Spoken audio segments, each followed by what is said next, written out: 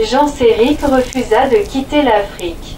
En été 430, la faible armée de Boniface perdit une bataille. Après cette victoire, les troupes du roi Vandal se répandirent dans les 7 provinces fertiles africaines depuis Tanger jusqu'à Tripoli, appelées le grenier de Rome. Ils ne toléraient aucune résistance, la mort de l'un des leurs était vengée par la destruction de la ville devant laquelle il avait perdu la vie. Étant particulièrement féroces et cruels, les Maures et les Donatistes se vengeaient de leurs oppressions et de leurs persécutions. Après sa défaite, Boniface se retira dans la ville d'Hippone qui fut immédiatement assiégée par les Vandales. Son vieil ami Augustin, évêque de la ville, était malade.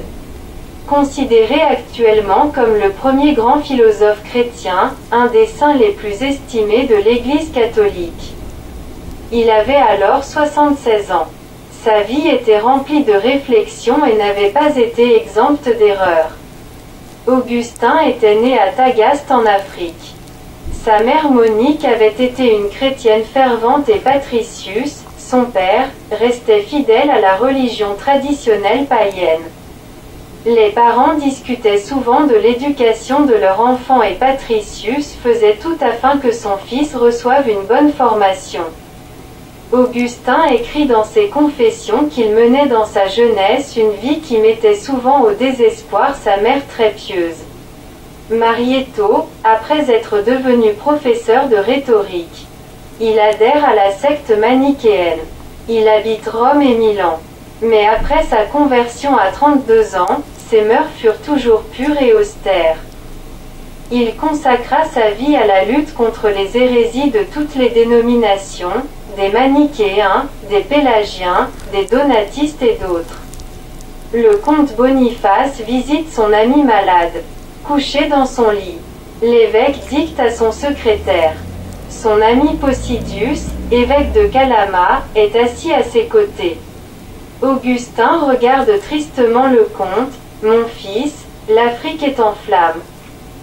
Ces hérétiques et incroyants font des atrocités inouïes. Seule la vraie foi peut sauver l'humanité. Je voudrais te conseiller. » La voix d'Augustin faiblit. Un valet lui donne à boire. Boniface se pelotonne en attendant un conseil, impossible à refuser d'un saint homme. « Je voudrais te conseiller de parler avec ta femme. » Surpris, le comte tressaillit. L'évêque le regarde attentivement dans les yeux. « Obtiens de ta femme la permission de passer le reste de ta vie au service de Dieu. Elle peut partir pour l'Espagne vivre avec ses riches parents. Les Vandales ne sont plus là. Pourquoi continuer les plaisirs charnels? Si tu le fais, Dieu écoutera tes prières et te pardonnera tes fautes et tes péchés. Tu pourras alors sauver l'Afrique des Vandales. » Boniface se redresse. « Non, je ne peux pas devenir moine. Je dois commander mon armée et me battre contre les ennemis de l'Empire. Sauver l'Afrique, l'Espagne, tout l'Empire. » Augustin dit lentement mais d'une voix haute. « Tu continueras à commander ton armée mais comme un vrai guerrier du Christ.